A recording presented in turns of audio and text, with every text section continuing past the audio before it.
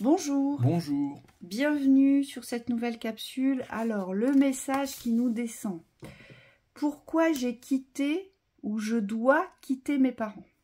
Alors, soit vous les avez quittés et on va aller au fond du fond pour connaître les raisons exactes qui vont vous aider à clôturer définitivement cette rupture. D'accord? Parce que ce qu'on voit, c'est que vous avez quitté vos parents, mais la rupture des liens n'est toujours pas faite. Ou pourquoi je dois quitter mes parents, c'est exactement la même chose. Et dans cette vidéo, les guides vont vous montrer ce qu'il en ressort de cette relation. Allez, c'est parti. On y va. Alors, c'est souvent des liens, ce transgénérationnel, hein, on vous l'a déjà dit avec Thibaut, c'est en général le plus fort karma. C'est le karma qui se traite sur des vies et des vies et des vies. Et donc, quand on arrive à une rupture franche avec ses parents, à un moment donné, c'est que l'on se rend compte aujourd'hui que ses parents n'ont pas eu l'image de parents. Ses parents étaient dans la possession, ses parents étaient simplement dans le respect de leur fonctionnement, de leur code vis-à-vis de leur système de croyance. Donc il n'y avait aucun respect pour votre émotionnel, pour votre écoute, pour vos besoins. Donc ce qui veut dire que vous étiez tout le temps dans l'adaptabilité. D'accord ? J'entends toujours le petit. Toujours considéré comme l'enfant et jamais vous n'avez été considéré comme l'adulte. C'est-à-dire qu'on vous a toujours maintenu dans cet enfermement du ou de la petite. Et on me dit que ça vous a bridé aussi dans votre émancipation, puisque malgré les discours positifs d'ouverture, les attitudes ou les schémas qui ont été transmis, c'était du conditionnement d'enfermement et des schémas, on me dit, de souffrance, d'obéissance. Alors, ce qu'on nous dit ici, pour certains, il y a eu des forts conflits concernant ici ce que je vois, c'est tout ce qui concerne les examens, tout ce qui concerne les études, les réussites en fait, ici. On voit bien qu'ici, il n'y a pas eu de reconnaissance pour vos choix, d'accord? On voit bien qu'ici, on vous a retenu, puisque la carte de Pentacle, il faut savoir que c'est une carte de retenue. Donc, on vous a retenu, on vous a maintenu dans un positionnement qui vous a obligé à relever un défi de faire ce que les parents attendaient de vous pour certains. Dans vos choix de vie vis-à-vis comment dire, des études ici. Vous avez été fort influencé, d'accord ? Et surtout, on me dit diriger droit au but vers ce qui ne vous correspondait pas. Donc, il y avait une attente dans l'exigence ici de votre réussite, mais des parents. Pour certains, j'ai des parents qui voulaient que leur enfant s'identifie complètement à eux et qu'ils aient exactement le même parcours. Un exemple, votre papa était professeur d'école, ou de lycée ou que sais-je, eh bien, il aurait souhaité vous voir réussir dans un métier de lettres. Vous voyez, par exemple. Et on me dit, ici, on vous a enfermé. Parce que la carte de Pentacle, elle est souvent représentée. Vous voyez, ce coffre, normalement, ce personnage est assis sur ce coffre. Il bloque. Donc, tout ce qui est à lui, il le retient. Et il ne le transmettra que si vous vous identifiez à ses propres codes. Donc, c'est vous dire qu'il peut ouvrir son coffre, mais uniquement si vous êtes dans la représentation exacte de ce que ce personnage attendait de vous, donc l'un des parents. Conditionnel. Voilà. Donc, c'est la reconnaissance conditionnée. On me dit, il y a de quoi avoir envie de couper. Hein. Quand on a des schémas de transmission comme ça, ou de reconnaissance à condition de, vous n'avez aucune liberté. En réalité, vous avez de la liberté et de l'autonomie que dans l'espace de l'enfermement, on me dit, de la famille. Puisque comme c'est relié aux parents, c'est des conditionnements qui sont liés à la cellule familiale. Donc, ce sont des parents qui, aujourd'hui, par tous les moyens, vont vous retenir dans leur mode de vie, dans leur croyance de la vie, dans leur vision de la vie. Ça veut dire qu'en tant qu'enfant, vous n'avez pas existé, vous n'étiez ni existant ni considéré, vous étiez juste présent, mais c'est une présence qu'on a modelée, d'accord, au code des parents. Tu dois être comme ci, tu dois être comme ça, tu dois dire ci, tu dois dire ça, tu dois te tenir comme ça. Ah non, non, tu dois aller par là.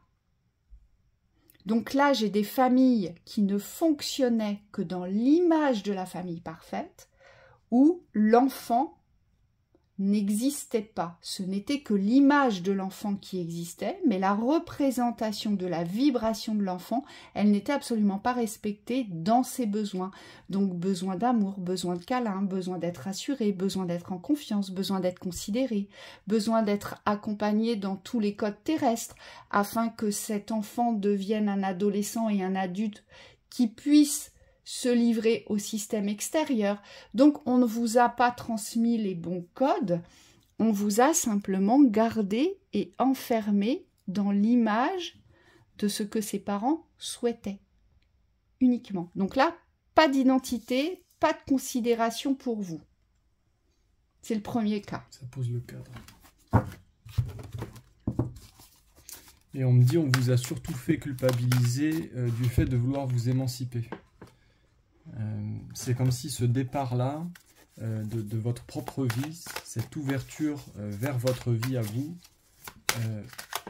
vous a été cloisonné. On me dit c'est comme si c'était coupé à l'avance. Donc dès que vous avez essayé de vous envoler, de créer des projets, on me dit d'aller dans le sens de vos ouvertures. Alors soit on n'y croyait pas par-dessous, soit on vous a carrément bloqué pour certains. Ici, là, ce que j'ai, la reine de Pentacle représente votre mère. Mais alors attention, c'est pas notre reine de Pentacle dans la vibration des richesses, de l'équité et des lois universelles, puisque j'ai la justice à côté. En fait, là, j'ai des personnes avec qui la mère représente tout le savoir, toute la puissance, représente toute la maîtrise de la vie. C'est elle qui tient les rênes, si je puis dire, de la famille. Tous les codes de richesse, elle les porte, elle les a, et donc c'est elle qui a transmis les codes de richesse, mais c'est surtout elle qui vous maintient aussi dans une illusion de confort et de richesse. Donc là, j'ai peut-être des mères qui aujourd'hui essaient de vous ramener, si je puis dire, dans l'image de ces richesses, de ce qu'elles possèdent, pour pouvoir vous sortir de certaines situations. D'accord? Donc, elle va souvent vous venir en aide, cette maman. Mais attends, je vais t'aider. Mais c'est pour mieux te garder, mon enfant. Parce que n'oublie pas que si je t'aide, tu es redevable. Ici. Ici, j'ai des mamans qui aussi veulent s'accaparer vos richesses. C'est la même chose, hein, c'est juste le miroir à l'envers. D'accord? C'est-à-dire tout ce que vous avez, vous lui devez. Parce que c'est grâce à elle, ce que vous êtes devenu aujourd'hui, ce que vous construisez aujourd'hui, ce que vous déployez aujourd'hui dans les richesses, c'est grâce à elle. Donc vous lui devez cette reconnaissance et limite vous devez partager avec elle. Et l'autre, enfin, c'est l'identité. Votre mère se prend pour vous, ou vit votre vie. Parce qu'elle n'a pas pu vivre la sienne dans les pleines richesses, la pleine maîtrise de son existence, comme elle voit que vous vous émancipez, eh bien, elle a décidé que ce serait la sienne. Donc elle vous fait vivre aujourd'hui à travers ses propres codes de richesse à elle. Mais attention, ce ne sont pas des codes de richesse, ce sont des codes d'avarice. Et on nous dit, sur ces 3 ou 4 situations, il y a une justice à poser. Aujourd'hui, vous devez vous sortir, vous extraire de ces schémas-là. Oui, vous faire justice, c'est-à-dire de couper les liens de redevabilité. On me dit surtout s'il y a un chantage sur votre émancipation. On me dit en particulier la communication. Aujourd'hui, il faut bien se dire que si vous êtes adulte, vous avez la pleine responsabilité d'être en communication ou pas. Et ça, c'est un droit fondamental, on me dit. Donc il n'y a pas à négocier avec qui que ce soit ici. C'est avec vous-même. Voilà, et n'oubliez jamais aussi, dans la représentation de la mère, cette mère va souvent vous rappeler qu'elle est votre mère et qu'elle vous aime plus que tout et surtout qu'elle veut votre bonheur. Mais votre bonheur sous ses codes de sa propre richesse. Hein, tu dois être heureux comme ça, mon fils ou ma fille. Parce que c'est ça le bonheur. J'entends, merci maman, j'entends, tu dois être avec lui ou avec elle. On me dit c'est peut-être ça aussi les influences aujourd'hui qui vous poussent à quitter vos parents ou qui vous ont poussé à le faire. C'est qu'aujourd'hui ils n'acceptent pas vos choix de vie, tout simplement.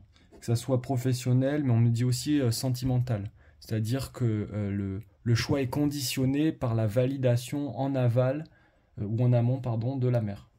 Aujourd'hui, si vous deviez devenir ostéopathe et que vous êtes devenu médium,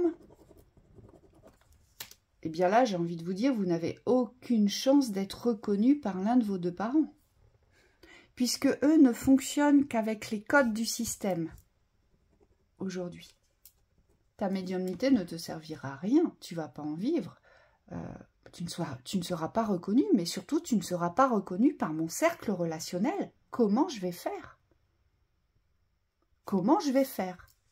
Et des exemples comme ça, je pourrais vous en donner des centaines. Oui, donc, vous n'êtes pas reconnu pour qui vous êtes, pour ce que vous êtes. Vous êtes reconnu pour l'image de l'enfant, mais l'image de l'enfant qui doit se diriger vers les codes que la mère a posés dans l'image. Parce que c'est elle qui possède les codes de richesse. Et l'image est très importante. Nous, dans la famille, on a toujours réussi. Alors toi, petit médium, avec ton petit pouvoir, je doute que tu puisses réussir aujourd'hui. Et puis attends, c'est pas acceptable. Le médium, c'est quoi? Comment ça, tu as des ressentis? Mais tout le monde en a des ressentis. Et puis dis-moi ce que tu vois. Dis-moi ce que tu vois là, parce que j'ai peut-être besoin de toi. Mais alors j'en ai besoin quand je viens te chercher quand j'en ai besoin, mais surtout vis-à-vis de ma communauté à moi, jamais je ne t'exposerai et jamais je ne te donnerai de crédibilité dans ta personne, dans ta représentation.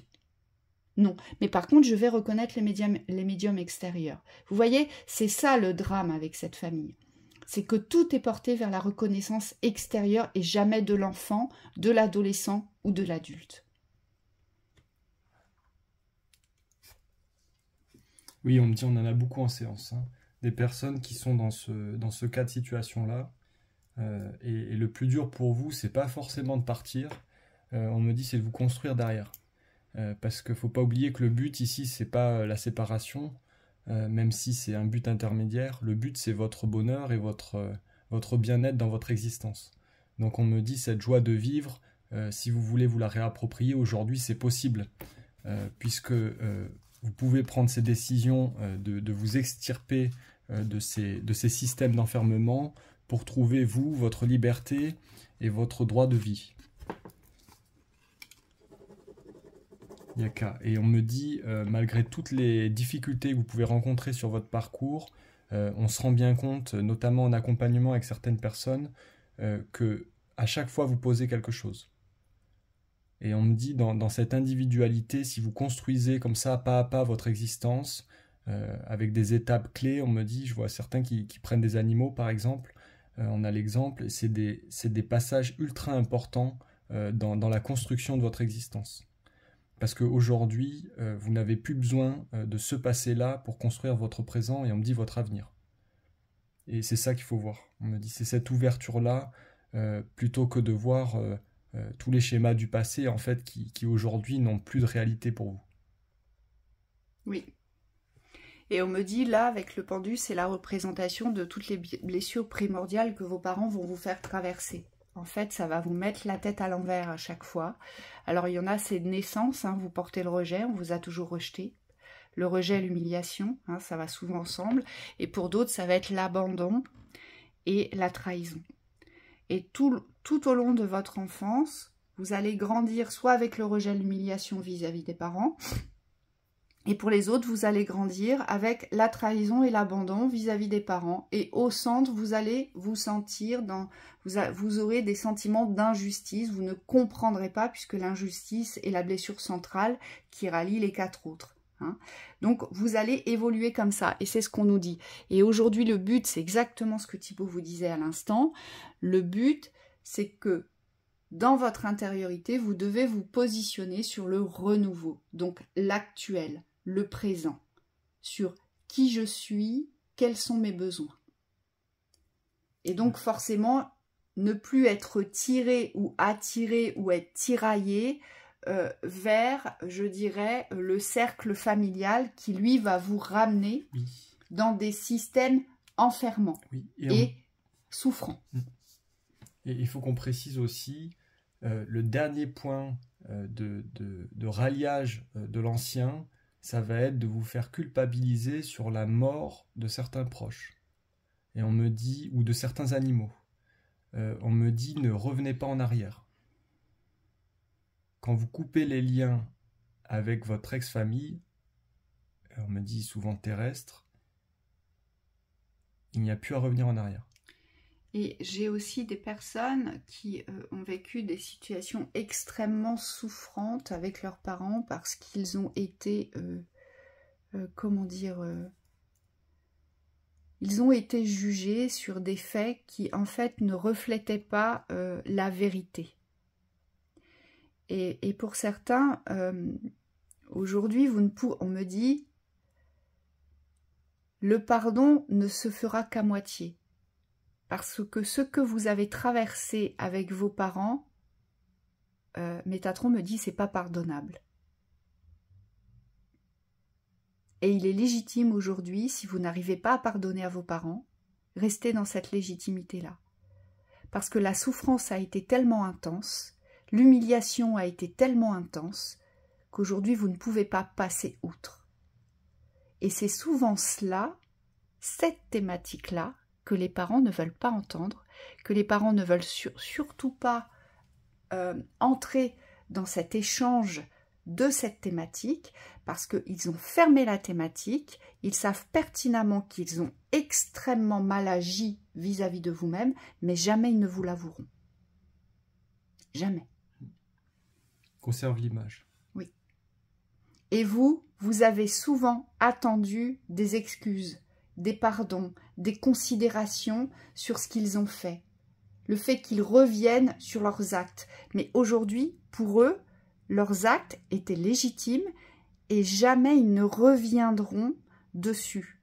Ou alors ils l'évoqueront, mais très rapidement.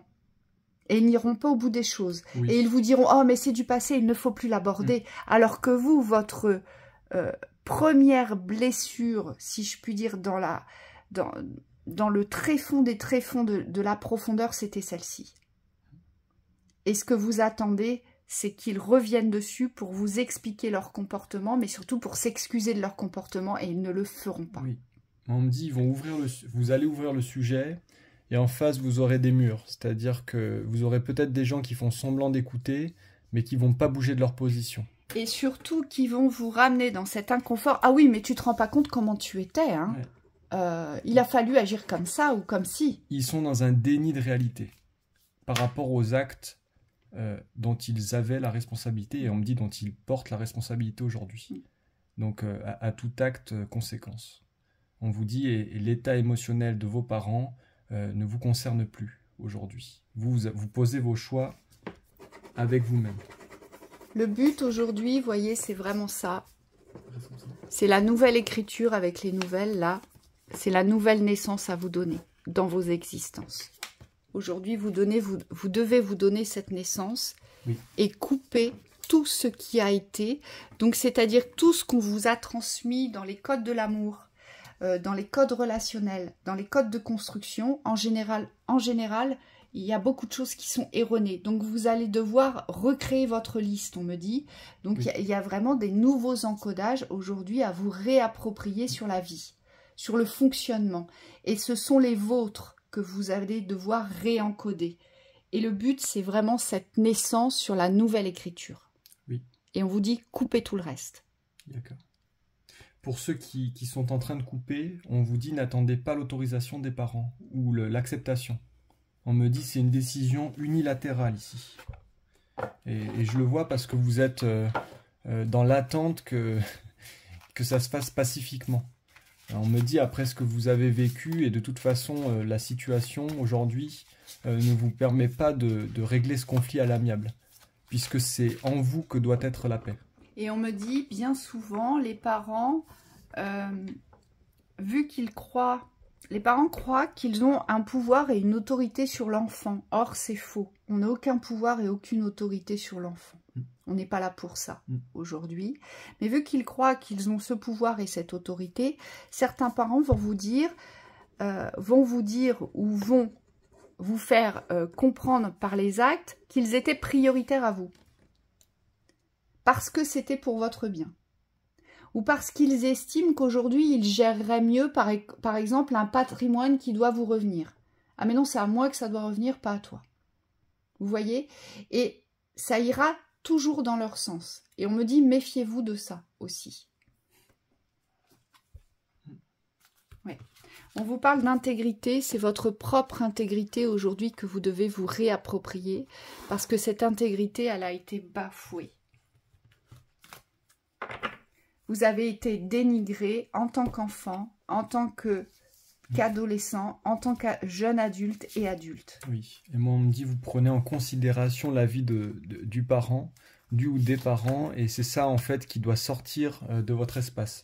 C'est qu'aujourd'hui les pensées de l'autre, les croyances d'autrui lui appartiennent, mais vous devez rester dans votre unité à vous. Exactement. Cohérence aussi, j'entends. Et ce qu'on nous dit ici, c'est qu'il est temps de poser une retraite. Il est temps de vous apaiser par rapport à l'espace des parents et de continuer votre chemin, votre route de lumière. Hein, parce que la colombe représente la pureté aujourd'hui. Et c'est comme si vous deviez aujourd'hui vous faire confiance vers cet espoir aujourd'hui de créer. Parce que le but, c'est ça. Quand on s'extrait d'une telle famille, eh bien, en général, c'est parce que vous êtes venu créer votre famille.